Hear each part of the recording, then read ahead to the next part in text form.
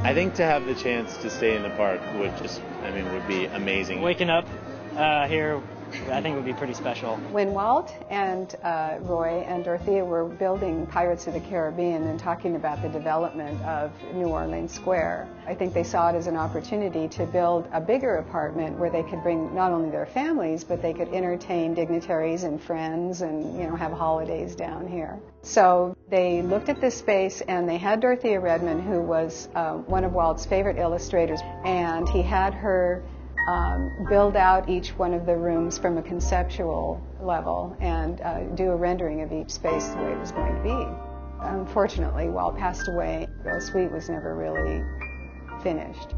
Our plan for the design of the suite is to use the renderings that Walt worked with Dorothea on and copy them almost as exact as I can with finishes and furnishings that are available today.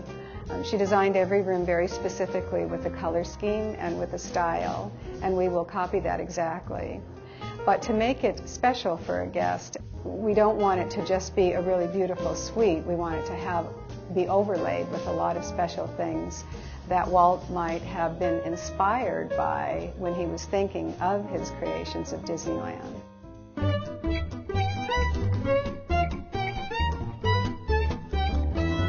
Walt Disney had a fascination with trains, and it went all through his professional life and even his private life. He even had a live steam railroad in his own yard. So we thought that it would be really important with all the trains that are at Disneyland to also have a train in the Dream Suite. In the Frontierland bedroom, there's a shelf that runs around the entire room, and on one end will be a display case, a glass display case that has a model train in it.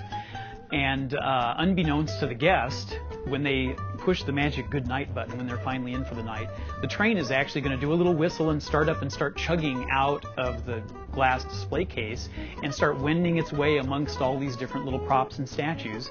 And various of them will come to life as the train passes. The little horse will bob his head as though he's seeing the train go by. The Mark Twain may come to life, and the paddle wheel will go around, and lights will come on and various sounds. And finally it'll make its way back around to a crescendo of music back into the display case. And that's the end of that little piece of excitement.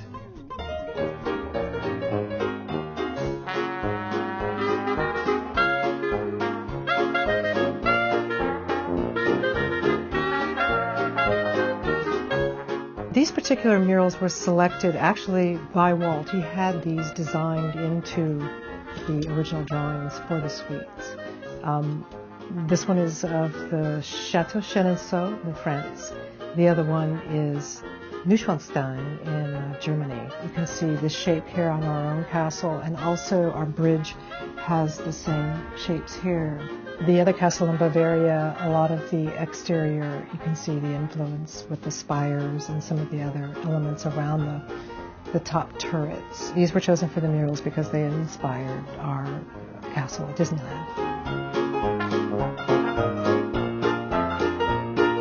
These two pieces are special, and they will be joined together in the living room. A piece like this will probably take us about a week and a half to 2 weeks, depending on the type of padding or bolstering that we have to do to bring it up to a standard to where we can use it for our surprise guests when they come in, that it'll be able to handle the wear and tear and day-to-day use of a good piece of furniture.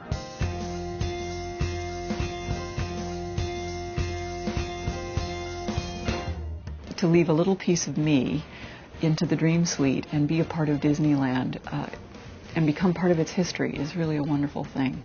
It is an honor to be a part of something that started way before I was born. What is terrific here is that you really are, almost in a sense, fulfilling some of the ideas and wants that Walt Disney himself would have provided in the park. I think it'll be a very special opportunity for someone.